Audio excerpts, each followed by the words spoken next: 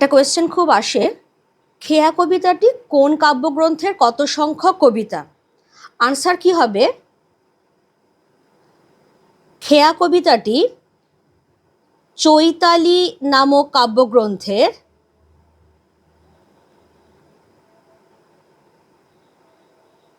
চৈতালি নামক কাব্যগ্রন্থের 13 সংখ্যক কবিতা।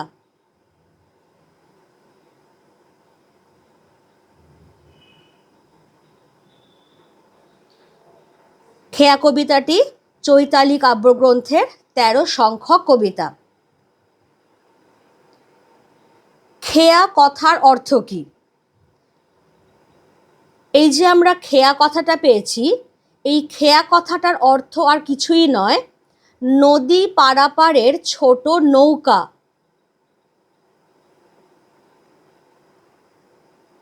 নদী পারাপারের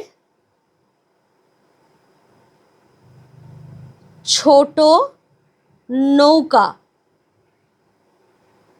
একেই বলা হয় খেয়া। এই কোয়েশ্চেনটা দেখে নেবে, একটা লাইন আমি মার্ক করছি, খেয়া নৌকা পারাপার করে নদীর স্রোতে, কেহ যায় ঘরে কেহ আসে ঘর হতে। কোয়েশ্চেনটা যেটা আসে, খেয়া নৌকা কি করে, এই জায়গাটা ধরে আমাদের আনসারটা হবে খেয়া নৌকা নদী তীরের দুটি গ্রামের মধ্যে যোগসূত্র রচনা করে, গ্রামের লোকেদের পারাপার করে। খেয়া নৌকাতে করেই কেউ ঘর থেকে বেরিয়ে কাজে যায়, আবার কেউ কাজ থেকে ঘরে ফিরে আসে। এই জায়গাটা আমরা দেখব, দুই তীরে দুই গ্রাম আছে, এইটুকুই দিয়ে দেওয়া হয়, দুই তীরে দুই গ্রাম আছে বলে একটা ফিল ইন দ্য ব্ল্যাঙ্কস দেওয়া হয় যে শূন্য স্থানে কি হবে। পরিষ্কার দেখাই যাচ্ছে জানাশোনা কথাটা, তাহলে দুই তীরে দুই গ্রাম আছে জানাশোনা, জানাশোনাটাই আমাদের শূন্যস্থানে বসা সঠিক শব্দ।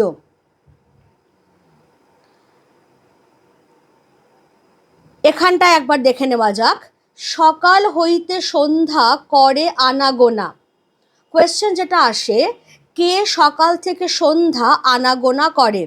রবীন্দ্রনাথ ঠাকুরের খেয়া নামক কবিতায় দেখা যায় একটি খেয়া নৌকা নদী তীরের দুই গ্রামের মধ্যে সকাল থেকে সন্ধ্যা আনাগোনা করে। তাহলে উৎস উল্লেখ করবে, নদী তীরের দুই গ্রাম কথাটা উল্লেখ করবে, এবং এই খেয়া নৌকাটাই যে সকাল থেকে সন্ধ্যা আনাগোনা করে সেটাও বলে দেবে। নূতন নূতন কত গড়ে ইতিহাস, ভীষণ ইম্পর্ট্যান্ট একটা জায়গা, কিভাবে নতুন নতুন ইতিহাস তৈরি হয় এই জায়গাটাকে আমরা ধরে নেব। সারা পৃথিবীতে যে এত যুদ্ধ বিগ্রহ লড়াই দ্বন্দ্ব ইত্যাদির মধ্যে দিয়েই সভ্যতার নতুন নতুন ইতিহাস তৈরি হয়। খুব ইম্পর্ট্যান্ট একটা লাইন, সোনার মুকুট কত ফুটে আর টুটে। এইখান থেকে যেটা আসে, সোনার মুকুট কিসের প্রতীক? এই যে সোনার মুকুট কথাটা, সোনার মুকুট কিসের প্রতীক? আগেকার দিনে রাজারা যখন সিংহাসনে আসীন হতেন তখন তাদের মাথায় সোনার মুকুট পরানো হতো, সুতরাং খেয়া কবিতায় উল্লিখিত সোনার মুকুট ক্ষমতার প্রতীক। ঠিক আছে, মেন কথা হচ্ছে ক্ষমতা। সোনার মুকুট কত ফুটে আর টুটে, পংক্তিটির অর্থ কি? সারা পৃথিবী জুড়ে যে এত যুদ্ধ এত লড়াই দ্বন্দ্ব সর্বনাশ ইত্যাদির কারণেই দেখা যায় এক রাজশক্তির পতন হয়ে আর এক রাজশক্তির উত্থান ঘটছে। যে রাজশক্তির উত্থান হলো, তার রাজা যখন সিংহাসনে বসলেন তার মাথায় সোনার মুকুট শোভিত হলো, ফুটে উঠল। আর যে রাজশক্তির পতন ঘটল, তার রাজার সোনার মুকুট মাটিতে পড়ে টুটে গেল, অর্থাৎ ভেঙে খান খান হয়ে গেল।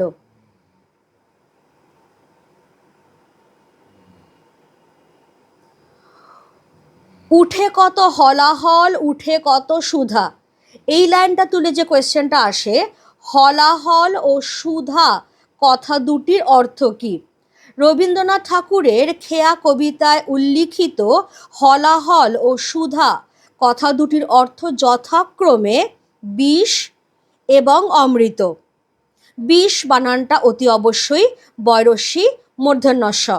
আমি এখানে হলাহল বানানটা জাস্ট একটু দিয়ে দিলাম, বিষ যখন তুমি লিখছো যাতে বানানটা ভুল না হয়। তাহলে হলাহলের অর্থ হচ্ছে বিষ আর সুধার অর্থ হচ্ছে অমৃত।